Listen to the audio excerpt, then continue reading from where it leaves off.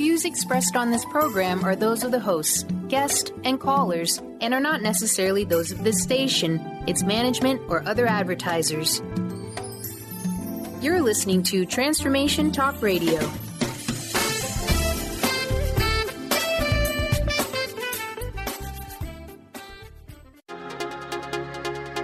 Synergenetic Living Radio is a conscious reality creation journey. Tune in each month as Rick and Grace Paris teach you the innovative approach and new philosophy that will shift your entire paradigm of what it is to be a human being. Synergenetic Living is a living, breathing, conscious experience. As a shaman for 20 years, Rick Paris has been guiding people to fuller existences since his first workshop in 1995. He is well-versed in a wide variety of healing arts, including being an Enneagram expert. Grace Paris serves Synergenetic Living clients powerfully and beautifully by embodying the fundamental role of a feedback provider, graciously guiding people to their own realizations and higher purposes. On this show, Rick and Grace will share with listeners the key to unlocking the infinite potential of human consciousness in order to create a life of preference. Learn to author your own destiny with Synergenetic Living Radio.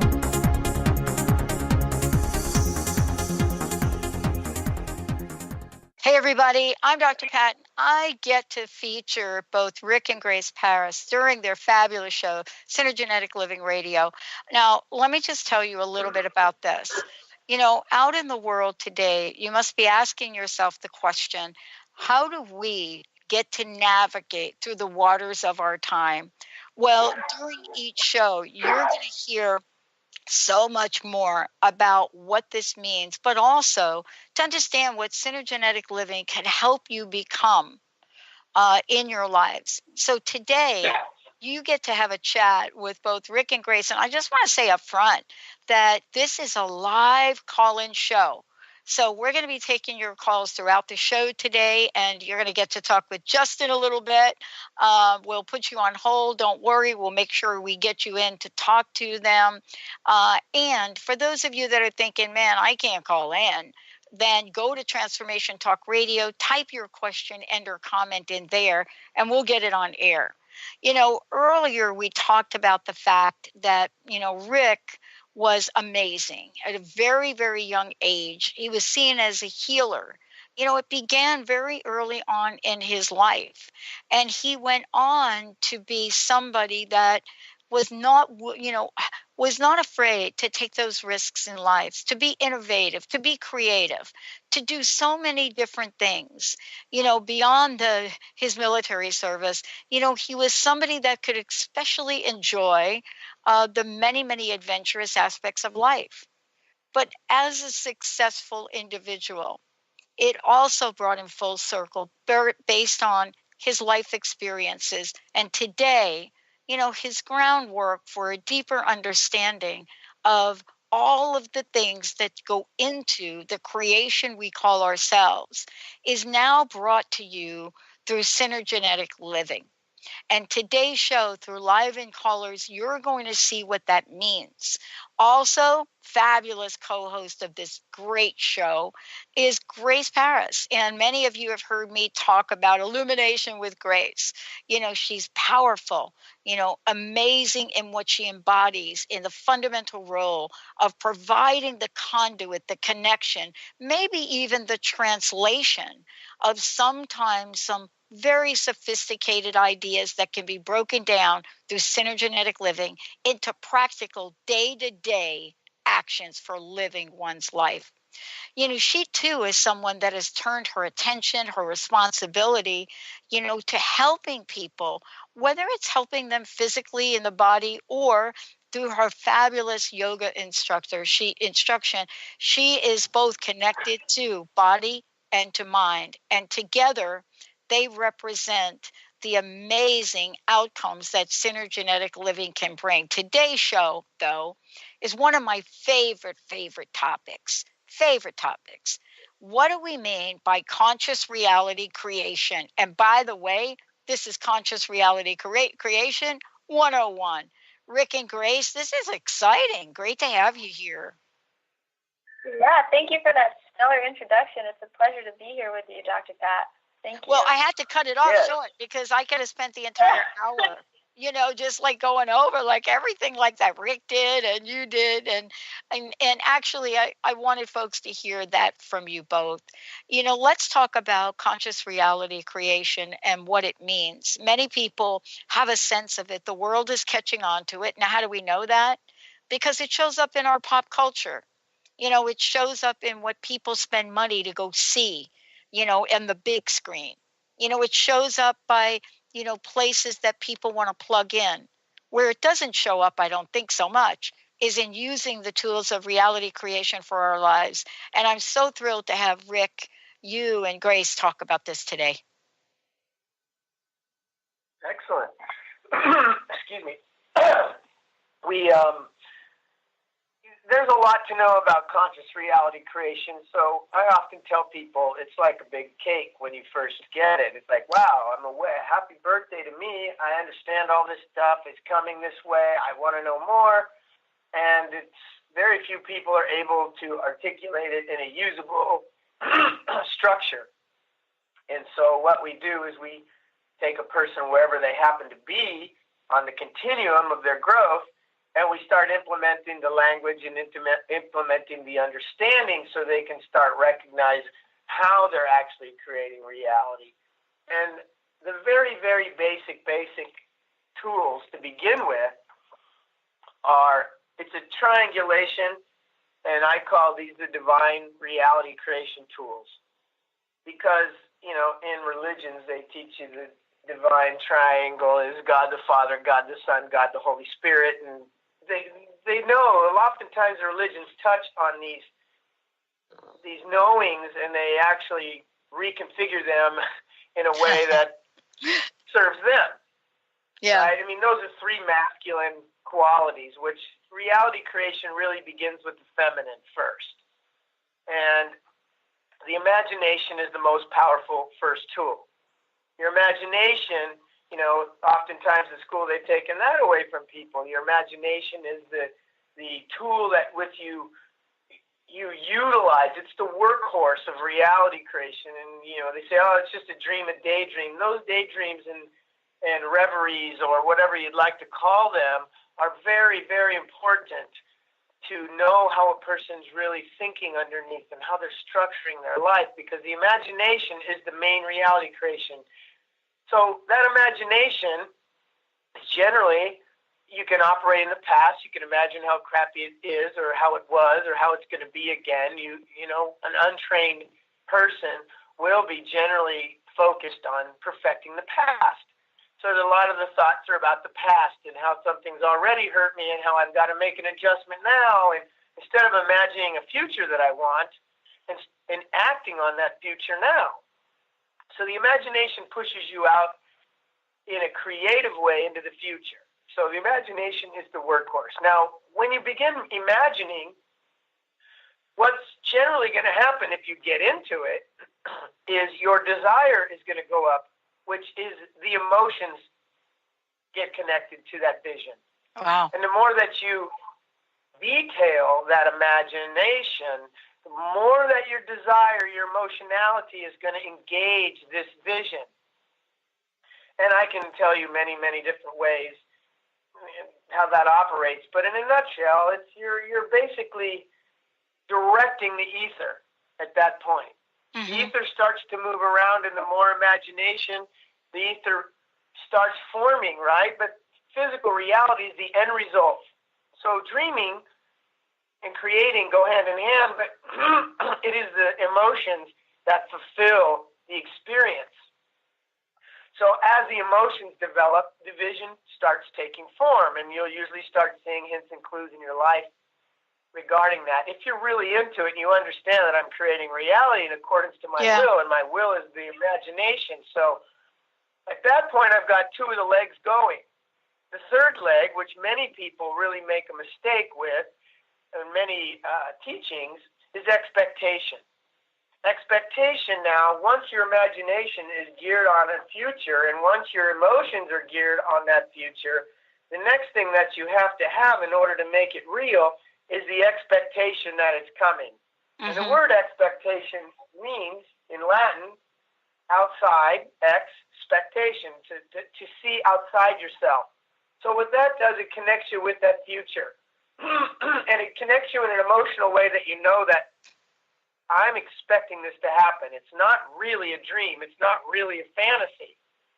And that's where it makes it more real, because at the point that you can engage the expectation, that's the point where my imagination, my feelings are on it, and I know it's coming. Many people say, well, don't expect anything. That's the way to do it. When in really reality, when a person doesn't want to use expectation, what they're really thinking is it's not going to happen, and I don't want to get my expectations up. So really their expectation is not to have it.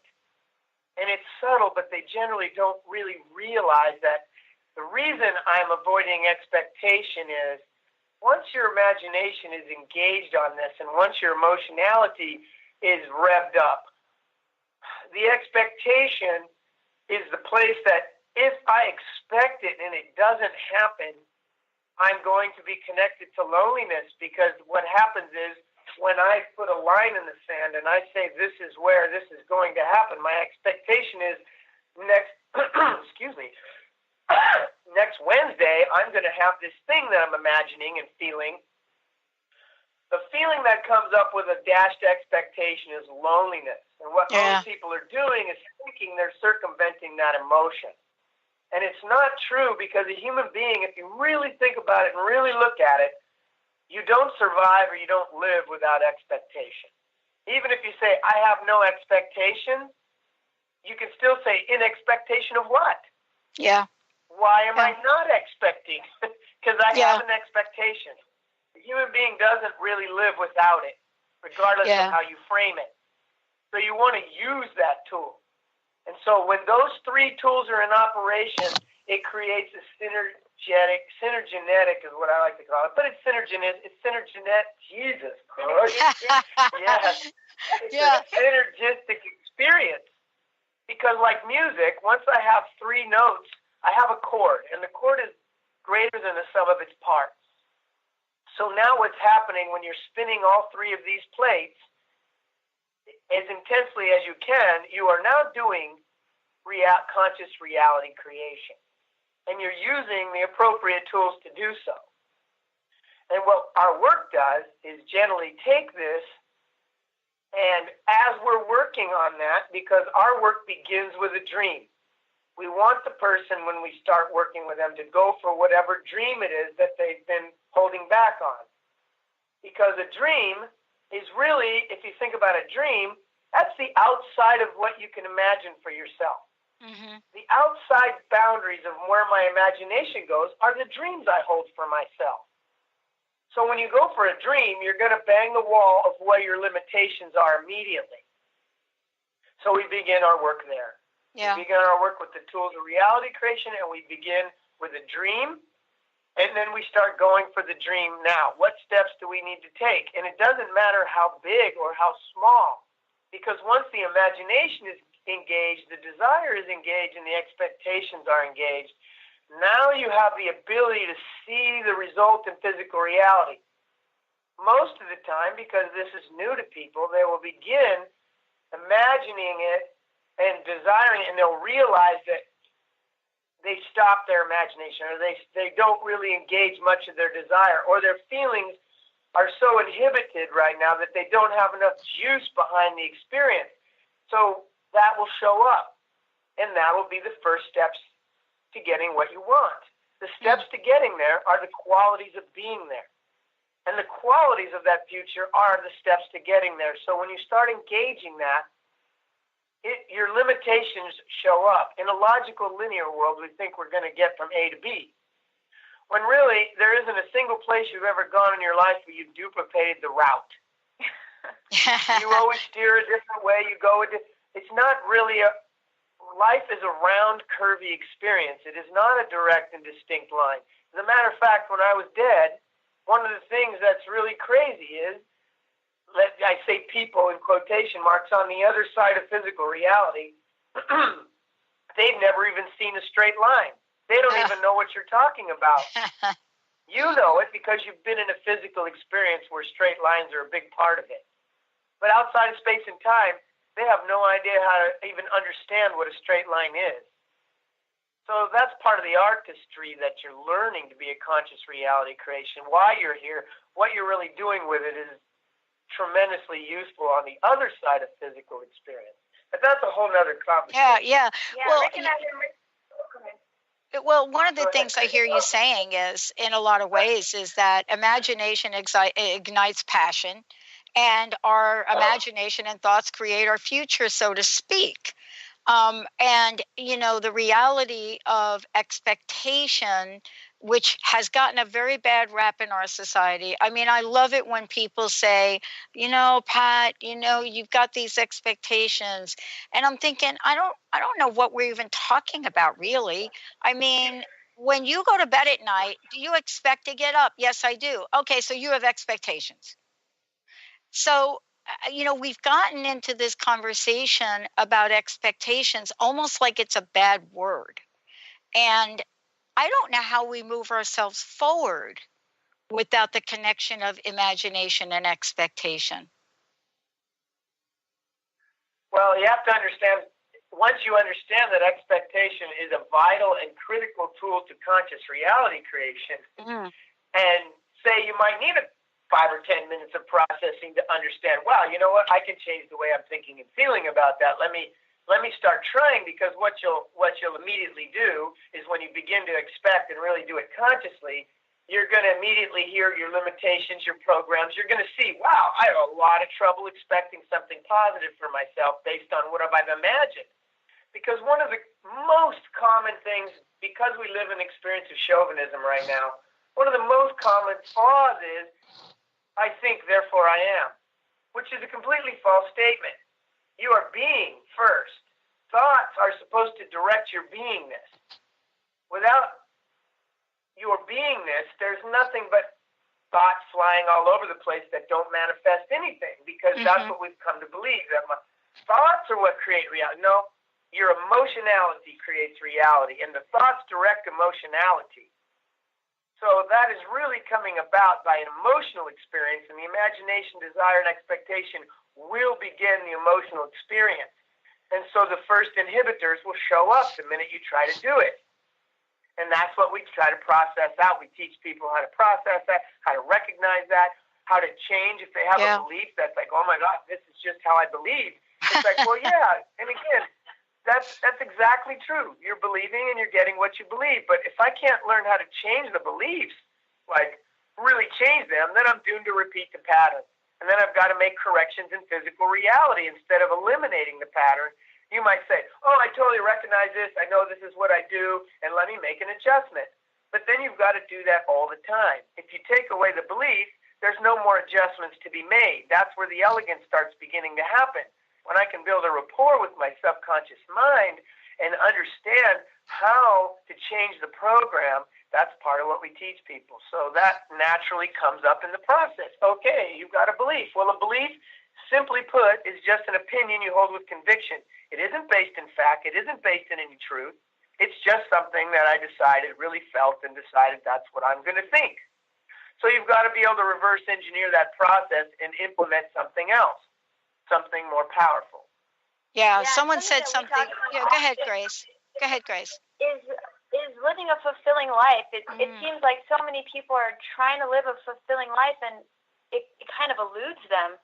And fulfillment is an emotional state. It's understanding how to fulfill yourself emotionally. So we're helping people lift their emotional intelligence and really understand what it is to have full range and full capacity of their emotional internal state, so that they can take responsibility for the outside world and how they're co-creating with others outside in a synergenetic way. It's like, if you want to direct it, it's really going to come from an emotional state, and that's going to drive your thoughts, and it becomes this beautiful, well-oiled machine that thoughts spark emotions, and emotions generate thought. It's really this incredible mechanism that we have, and I feel like the emotionality has been really diminished. And so the tools to reality creation is feminine, and it's from this imaginative state that we can really direct. It's not thinking, like people oftentimes people we work with, they can create the worst situations day after day for themselves. It's the same exact way you do it with consciousness. Yeah. You heal those things that are in the way, those emotions that you forgot about that are running in the background. If you're like, I need to raise my vibration, you cannot raise your vibration. Your vibration is an expression of all the different parts of yourself vibrating. You can direct your mind in the moment and feel like I've really got a high vibration, but in 3 minutes from now, when you forget to concentrate on your high vibration, you go back to your chronic vibration. So trying to lift your vibration is a process. It isn't a choice. And people are like, well, I got to get these people out of my life because they've got terrible energy. That's a reflection of your own energy inside that you haven't learned to eliminate yet. So you need the reflection to let you know, wow, I keep consistently creating these a-holes in my life, That is not something to walk away from. It's something to heal. And then you don't need to walk away from it. It just doesn't happen anymore. It's interesting. Einstein gets quoted a lot about imagination, but there's one quote that's kind of corny, and I think that's why I like it. It's this one where he says, imagination is everything. It's the preview for life's coming attractions. And what that means is, not just imagining amazing lives and abundant life. He made no mention of that. He said, basically, if I'm going to imagine the gloom and doom for tomorrow, it is a preview. And I found that really interesting because growing up, imagination was everything for me. As a kid, I had to create imaginary scenarios in my life to make life feel uplifting for me. And I don't know that we remember that we have that ability, do we? Maybe our forgetter goes on. Yeah, it's funny you mentioned the Einstein quote because for many years I changed his quote slightly for my own use, but he said, imagination is more important than knowledge. Mm-hmm. And truly it is, but more powerful. What it really is, imagination is more powerful than knowledge. And most people will say knowledge is power. It isn't as much power as imagination holds, because imagination has the ability to supersede beyond a logical experience. Knowledge is a logical progression, unless it isn't. But you have to be open to the imagination in order to supersede knowledge without empirical evidence. So imagination can supersede an experience and supersede a reality. You could imagine a world that just works out beautifully and not really have to worry about how it gets there.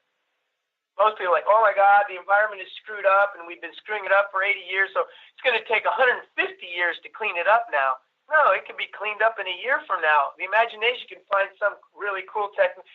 But the point is, you want to be imagining that it's possible to just forgive ourselves and move on and start going the other direction without all this logical progression. Yeah, I mean, you're absolutely right. Yeah, I mean, what you just said is really powerful because, I was watching something the other day on one of the science channels or something where they've created this device. I don't know what to call it, a device, and they're putting it in the oceans. Actually, they're doing a lot of this in Hawaii, where they've got these turbines. Did you hear about that, Grace? Where they got these, I don't know. Yeah. And the ocean waves are creating energy. And it's interesting, isn't it, that we kind of know that, but here people are now coming along. And, the thing I love about this topic with imagination is I have always found it to be magical. I have always found when I am in that zone where I am imagining certain things, not through struggle, but just imagining them being here, there, and everywhere, right in front of me, powerful rocket fuel for the future. It is amazing what happens. We're going to take a short break. When we come back, here's what's going to happen. We're going to be, of course, opening up the phone lines. They are open now. 1-800-930-2819. Please give us a call. 1-800-930-2819. We are taking your calls. And when we come back, Rick, Grace, what you're going to do is you're going to help people walk through this process so that this is not a conceptual conversation. It's a conversation where we're putting this into action. Before we go to break, though, what is the best way for people to find out more about you? What is the best way for people to find out how to work with you? All of the above. Best way is to check us out online on our website at www.synergenetic.com. Oh, synergeneticliving.com. Pardon me. Perfect. Let's do this short break. Again, we're taking callers. 1-800-930-2819. 1-800-930-2819. If you've missed any part of this conversation right now, it will replay later on tonight and also tomorrow and over the weekend. 1-800-930-2819. Say hi to Justin. We're going to take a short break. We'll be right back.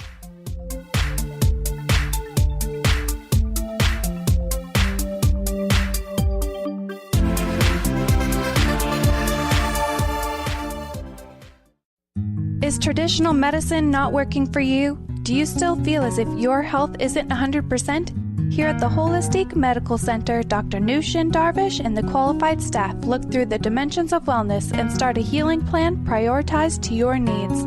Our physicians assess the whole you until complete health is achieved. Get the help you need by visiting drdarvish.com or call 425-451-0404. Tune in each month to Synergenetic Living Radio, where Rick and Grace Paris discuss the synergenetic way of life, what it means to truly change your perspective in life, what it means to take control of your life and manifest your true desires. For more information on Rick and Grace Paris and Synergenetic Living, check out synergeneticliving.com. Get clear on the life you desire and the current life you are creating and what is between the two. Synergenetic Living, living life loud.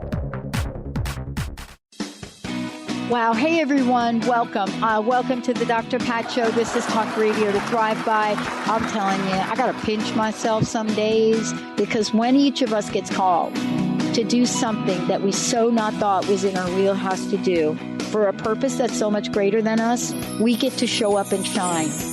If you would like to show up and shine on the Dr. Pat Show as a co-host or sponsor, send us an email to inspire@thedrpatshow.com. Have you ever said to yourself, I need to let this go? While the phrase sounds effective, what does it actually mean? How do you let something go? Hi, I'm Eve from Elite Tarot, host of the weekly show Mainstream Metaphysics Radio. As an intuitive coach and professional tarot card reader, I work with clients worldwide on using energy effectively to embrace joy.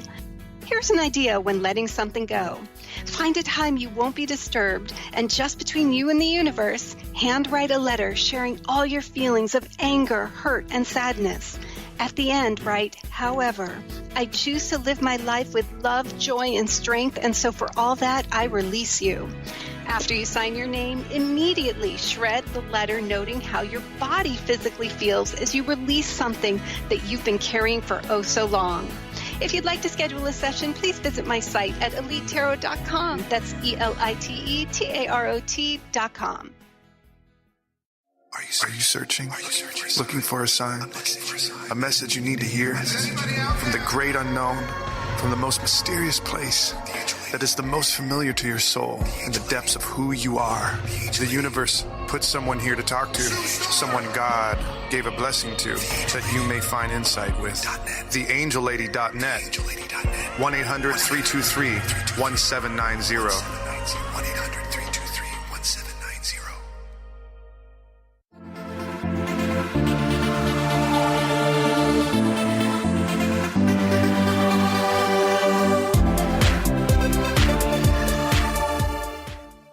Hey, everybody, this is Synergenetic Living Radio with Rick and Grace Paris. Conscious Reality Creation 101. I want to say that if you want to find out more about Rick and you want to find out more about Grace, please go to their website, synergeneticliving.com. And you can also email them at info@synergeneticliving.com. The other thing is, we are taking callers today. We're going to go right to the phones, 1-800-930-2819. 1-800-930-2819. Mr. Justin, who do we have? We have Erica from San Francisco. Erica, you are on the air. Hi, Erica. Hi. Thanks for having me on today. All right. Rick, great. Yeah, hi. Hey, Erica. Thanks for being here. Yeah, thank you. I'm really enjoying the show, and what really has stood out for me is that I feel like I have the imagination component feels so real and visceral in my body. And for me, it's when I'm taking that and trying to find the action piece that it feels like everything gets really foggy. And in particular, right now, I've been really transitioning with sort of my body of work, and I've been having this overwhelming fear of any type of visibility, just complete terror. So everything feels very clear, and then as soon as I try to start translating it or putting myself out there visibly, my entire body gets scared. Sometimes I sweat, and I've been on stages before and taught workshops a lot, and so I'm not quite sure what's happening for me around this, and I can tell that I have a lot of judgment about it because I'm like, oh, this is icky, it's terrible, I want it to go away. And as this vision for my future and this active imagination I have around it feels like it's starting to come into clarity finally. It's so frustrating to not know how to move past this piece or move through this piece. Does that make sense? Yeah, it makes total. perfect sense. Well, you're doing what the beginning of the show we said. You're like, I'm imagining, and, as soon as I go to implement, you're going to hit your first set of limitations. And oftentimes, most people, most philosophies are really attempting to get rid of fear. Fear is not good. We don't like it. We need to get rid of it no matter what it takes.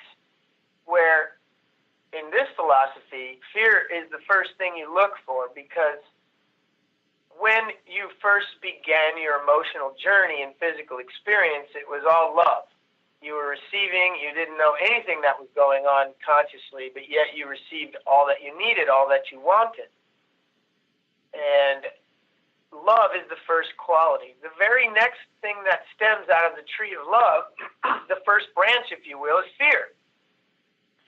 And fear is an indicator and a map back to love. Because once a person overcomes a particular fear, and overcomes isn't necessarily even the right word, but we use that. But the fear is always connected to love. So whenever I have a fear, what's really happening is I've got a negative belief around this subject, and I'm afraid. And so if a person looks at fear as being your great teacher, the fastest way through any growth spurt or any process is to find the fear and go through it, because on the other side of this blockage are the gifts and talents that I've been denying myself. Because behind fear is love. We don't go anywhere without fear. If you're really in love, you should be in fear. If you're not in fear, it's because you've come to a status with love. I am at a neutral status. I'm happy, but I'm not afraid. If you're not afraid, you're not stretching, because love and fear are always hand in hand. It's a paradox. One always happens with the other. Therefore, if I'm afraid, I want to say, okay, good to know. If I negative judge fear, which is a common reaction, negative judgments are a strategy that the adolescent in us uses. The negative judgments separate you from experience. As soon as I negative judge what it is I'm needing to change, I separate from the ability to change it. I actually immediately lose responsibility, the ability to respond, not duty and obligation, but the ability to respond. And so the minute that I lose my ability to respond, it's impossible to change. And if I keep negative judging the object, then I can never work through it. So you already said that, like, it's terrible, it's negative. So what's happening is you're uncomfortable emotionally, and I'm using the adolescence tactic to separate from an emotion that I'm not comfortable with. And so that wheel will forever go around because there really isn't any avoiding the emotion. It's just a temporary blockage. It's a temporary avoidance with negative judgment. Negative judgments really only do things in conscious reality creation. They separate you from experience, and they actually cause pain. If you're shaming yourself about it, you're creating pain in the self. If you're judging anybody else, you're creating pain in them. So negative judgments are something that you want to recognize and not utilize. And again, there's other things you can do to take this strategy away, like more healing with the adolescent inside and teaching the adolescent that, hey, we're not using this strategy anymore, and this is why it doesn't work. So there's a whole meditative process you can do to eliminate that reaction, which is coming from a different part of your matrix. Your adolescent is a living, breathing aspect of physical reality. And so when the adolescent isn't healed, anytime something goes on that the adolescent at one time didn't like or denied or any of these things, the resonance comes through and affects you now. That's why the pattern repeats with the adolescent, because the adolescent isn't healed. But that's just a little note there. But these fears you're having on visibility, likely, I mean, of course, we're on a show that I'm going to try to move you through, but I'm going to move you through in a way that if we were working together, I would go deeper into this. But let's just assume, because it's probably true, you got to go, why am I afraid of being seen? What would cause a person to be afraid of being seen? Can you answer that question?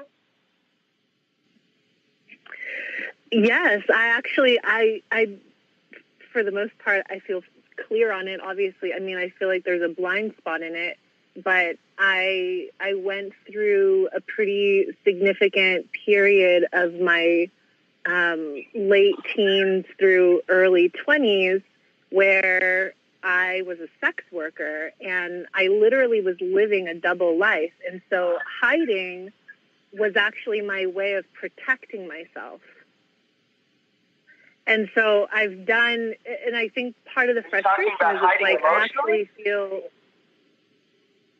No, I mean hiding myself from the world. I was literally, for the most part, living a double life, right. And so, you know, there was a huge amount of hiding. There was definitely a lot of shame around that time. And even though in a lot of ways I feel as though I've moved through the majority of that, to me, I'm just like, well, what is still lingering where I'm trying to protect myself? Because actually there was so much beauty in that time of my life and so much wisdom that wants to come through me. And I almost felt like the hiding component was actually physically keeping me safe and keeping, you know, my family, quote unquote, safe from who I was. And so now it feels like actually coming into who I am, this part of my life where I worked really, really hard to be small and to be invisible in the world, that is no longer working for me. And I realize that, but for some reason, moving through it, I just get completely trapped by it. Okay. So one of the biggest aspects, and, you know, healing shame is a big and very powerful experience and a very big, let's say, level of responsibility in a person to be able, because most people don't even want to talk about shame, right? Because what is shame? It's the thing I hide. The thing we're ashamed of is the things we hide. That's why so much is like in the news and the reality where what are people ashamed of? They're, you know, often politicians, religious leaders are all having these sexual things in the background that they're hiding from everyone because they're wanting their adolescent is really seeing them with a very specific image, and they have other wants, needs, and desires that they're ashamed of, and they don't incorporate, or they don't feel like they can incorporate that part of myself. So anytime you want to say you're hiding, it's shame. And so shame comes in many different waves in a person's life. So shame is not like this one thing that I want to heal, because you begin shame as a small child. You know, when your parents are denying you all that you want, then of course you have to be denied, because you're a narcissist when you're a little kid. You want more sleep, more love, more candy, more cookies, more this, more less this. You're demanding everything, and your parents are doing whatever job they are, trying to help you get what you want, right? But you're still, no matter what, going to always feel shame that you're not good enough. And that's also layered on another set, but I don't want to get into that too deep, because I just want to touch on shame. So shame is this childhood experience that a child starts realizing, in order to get love, I have to accommodate this person who feeds me, takes care of me. So I start stuffing the parts of myself that don't work for them. Like for me, it started with talking. My parents, I talked at 18 months. I was potty trained and had full language at 18 months. But everyone was always yelling at me, would you just shut up? He doesn't stop talking. So it took me a long time to recognize that that was part of my shame, you know, and always feeling like I had so much to say, and always feeling like I should shut up, and always shutting myself halfway down when I felt like I was just getting into it, and these sort of things. So we end realizing that this is part of our shame. When you go through puberty, your entire emotional construct gets elevated exponentially. So the things that I was ashamed of as a child that maybe were just fine hiding them and I don't care anyway, all of a sudden get amplified. So the way that I was holding them back doesn't really work anymore. So I've got to re-up. I've got to really hold it back now. And then, of course, you're getting through the sexuality. So if sexuality, if people were very religious, it doesn't even matter if you weren't religious at all. Sexuality has been controlled by Eastern and Western philosophy for centuries now.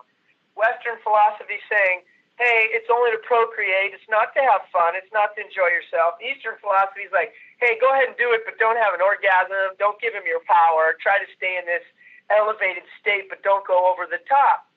Because truly sex is a gift. That was the gift from God, Goddess, all that is, to be able to go home. Basically, in an orgasm, your resonant vibration is, you are resonating at the absolute highest level frequency that you can in your physical body, and you leave your physical body at the time of an orgasm. You forget who you are, what you are, you forget. So that was the gift, and religions have controlled that, because if you could really be having sex freely, you wouldn't need any religion. You'd know exactly what to do. But if you create shame around that, it inhibits the person's growth and inhibits their expression. So you talked about being a sex worker, and, you know, you had to hide that, you had to do that, and now you're trying to show up, and you've got a whole mindset that hiding doesn't work. Well, you're right, but it really protected you at one time. Whether it was a child or an adolescent, that hiding was a winning formula. It was a high-functioning strategy. And as in an expanding universe, any strategy we take on will eventually become a prison, because we can't grow and hold ourselves in a certain size pot. So what happens, we get root bound, and we don't understand that the pot we live in is the one we actually chose at a time we didn't understand that. So those limitations you're feeling are really, you're root bound and you want more, but the belief construct you're holding in your subconscious is something less. So the fear and the shame are your avenues to find out deeper. And like you're saying, I know that I'm stuck. I'm so afraid to be seen. So now what you want to be doing is going back to your childhood and really looking at what parts am I? Because this is also to be an enlightened person, one of the qualities that I consider to be an enlightened person, one of the qualities that has to be reviewed and understood and healed are the aspects of the shadow. Now, the shadow I'm talking about are not what most people think. It's not a dark, negative part of yourself. What I call the shadow are the parts of yourself that you stuck in the background. Really powerful, amazing parts of yourself that you thought weren't good enough. You put them back, and your shadow follows you around until you're ready to integrate them again. Because these powerful aspects of yourself, you're not going to move ahead without them. So they're in your shadow. And so doing shadow work is one of the things that needed to be worked on in order to uncover these aspects that I previously stuffed, that I need to be a fulfilled person. I need to have full expression in this imaginative future, because if you go for this specific future that I want to be like a powerful speaker, healer, and I've got these other in the way, which is what you're experiencing, they start getting louder. But it's really your subconscious, it has perfect integrity, so what it's doing is every time you get to the moment, it gives you an emotional experience, the real one being my program, so you have a chance to heal it. So it comes up. And so the limitation you're experiencing is on a number of levels. There's another part of you that really knows, no, dude, hiding's the best thing ever. Yeah. You survived. Great. So that part of you does not want you to change.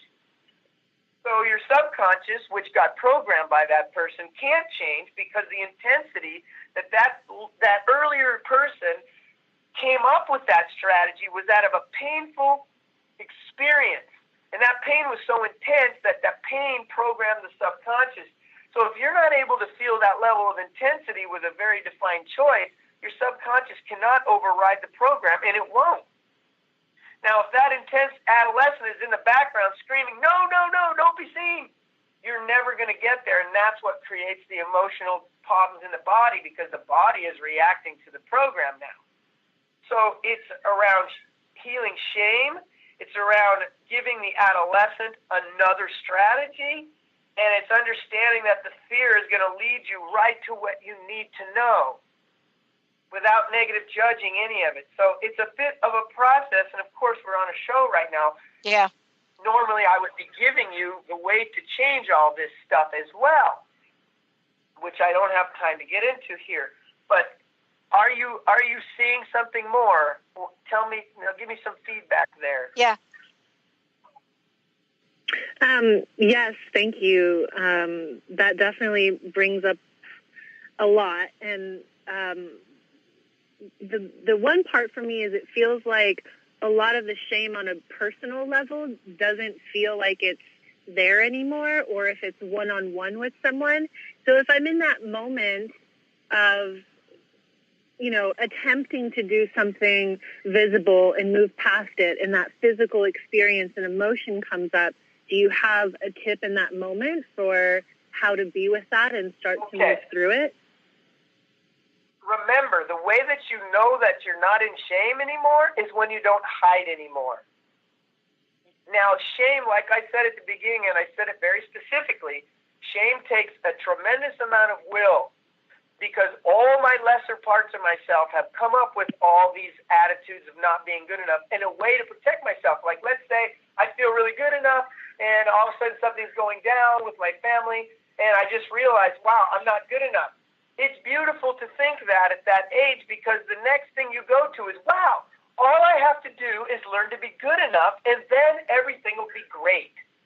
But the problem is you programmed yourself in saying, I'm not good enough, so you have to play out not good enough from now on until that's changed. So the fact that, and I am not diminishing whatever work you've done, but really, truthfully, shame needs to be handled on multiple levels, because it begins pre-verbally. It continues at different parts of your life. When you're a little bit older, 8 or 9, when your parents were yelling at you at 2 or 3, it doesn't have the same significance because you're not smart enough to understand, but you feel the pain of it. When you get a little older, 8 or 9, now you really understand when they say you're not good enough. So there's another level of shame that comes in, it's a wave, and it gets bigger right then, or maybe it stays the same. When I hit puberty, boom, I get another wave of shame, a whole different experience. And as an adult, most adults run around shaming themselves with what they've learned, which is adult shame. So all 4 of these levels need to be addressed in order to heal the thing called shame. So if you haven't understood that, and you're hiding, and you're feeling nervous about being seen, I'm just saying there's more to go. Yeah. There's just more to heal. Mm. And And that's first Thank step you. to change is recognition. Yeah, the first step to change is recognition. Second step to change is acknowledging, understanding. Because when I really honestly understand the depth of this pattern, what it's done, you will know what to forgive in yourself because you're the one that created them all. Or if you didn't create, which you probably didn't likely consciously create, you allowed it. You allowed the people to influence you. You believed what they said. That was still you doing it.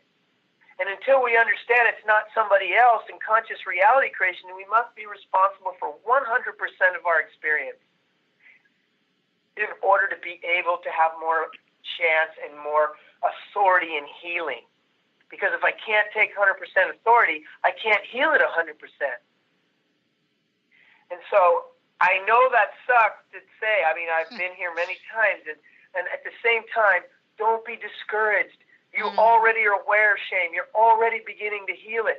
Your life will reflect when it's healed. You will not hide. Or if you catch yourself hiding, you will understand, oh, this is part of that shame. I recognize it. I get it. And I can feel how sad it is. I'm going to forgive myself for that. Because forgiveness is the third step to change. But I can't, if often people go, I do understand and I do get it, but they're not in an emotional place of really being sad about it. Like, I got to find those deep emotions that are hidden behind the understanding. When I get to that deep, painful place that I have been doing this to myself for so long, those are where the forgiveness comes. That's where the release happens. Common psychology, psychiatry only really teaches people to recognize and understand. They don't understand the way a person really releases is through forgiveness. And forgiveness has to come first from you. You're the original person who allowed it. And that's actually the high side of shame. I mean, a healthy dose of shame is supposed to teach kids the feelings of remorse and genuine sorrow. And that's how you become compassionate. Yeah, to learn compassion, shame. To know when you've really hurt someone so that you can take responsibility and genuinely say, oh, I'm sorry. I didn't know what I was doing. And to also know that, to learn through that you're imperfect. It's okay to be imperfect. And I think that's where it's easy to get locked up in the adolescence wanting to go for perfectionism. Yeah, that's the adolescent's response to the shame.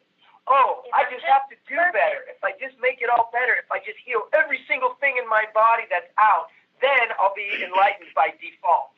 Right. So along with that imperfection, to know that you're forgivable, and then when you can really own, like, wow, all this time I put myself out, and then I'm the one smacking myself back down. I'm the one doing that at this point. And so with that healing and release comes this, like, integration of your truer self and the individualization of who you really are and the gifts that only you have to share with others. And it's such a beautiful thing to go through. I feel like I'm in the middle of this too, Erica, and I'm so excited that you're getting this piece. It's coming into your full self, and I'm so excited. Thank you for your vulnerability today. I want to say one last thing. Thank you. Children basically, they're in so much pain because nobody's really fulfilling them. And because that pain is intense, it doesn't go very deep. But it's intense, and it causes them to react. So when they make a program like, oh, I'm not good enough, boom, they're like, oh, okay, I feel better knowing I'm not good enough. That's the reason that my mom doesn't like me or is doing what they do, because I'm not good enough. And it releases them from the pain. It's a very smart thing. It's also what teaches. If a person never got any shame, they'd never have a sense of remorse. Yeah. The way you teach a child is to shame them. But if you shame them too much, they begin to see themselves as the shame itself. I'm something that needs to be shamed, not that I did something wrong. So there's this fine line where they need to be shamed, but not made to feel that they are a mistake. They make mistakes, but they aren't. Too much shame makes them feel like a mistake. And so often most parents have used shame to expedite teaching. So shame is a common expedition of being raised by the current consensus. Hey, you want to make them feel, just make them feel bad and they'll do it. But it's really just to expedite teaching, not taking the patience necessary.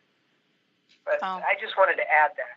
Well, I can't believe this hour has gone by so quickly. I want to thank you for calling in. Thank you for today, because, by calling in, this message is reaching so many people that needed to hear it. Thank you so much. Rick, Grace, thank you for a great show. And before we wrap up here, how can people work with you? I mean, this is a live call-in show. It's not the whole process. What's the best way for people to contact you to learn how to work with you directly? Right. The best way is to check us out on our website, synergeneticliving.com. And through that, you can find a way to work with us, just an illumination session with Grace. And that will bring clarity to whatever it is that you're trying to work through. Mm-hmm. And then from there, we can see if we're a good fit to carry it on. But within that session, it's loaded with insights. I mean, you could see in a half an hour all the things that we can really dive into. So that is the best way to get started. And I look forward to hearing your questions and connecting. Healing is an intense process, and it needs a real commitment to do it, because most people right now are suffering. They don't recognize they're creating the world around them, and the world around them is falling apart, and they're in this chaos. And chaos precedes change, is during change, and is after change. So learning how to change at this time couldn't be a wiser thing to do. Oh, I agree. Thank you both, though. Thank you for a great show. I want to thank you all for calling in. And for those of you that were calling in, believe me, we're going to be doing this again soon. And so you'll have another opportunity for Synergenetic Living. Thank you, everyone. We'll see you next time. Tune in each month on Transformation Talk Radio for the latest on Synergenetic Living Radio with Rick and Grace Paris. Learn how to get clear on the life you desire. Synergenetic Living is a living, breathing, conscious experience. Rick and Grace will teach you the art of utilizing the future to create the now with a sense of artistic and absolute power, having dominion without domination. For more information on Rick and Grace Paris and Synergenetic Living, or to download an episode of Synergenetic Living Radio, visit synergeneticliving.com.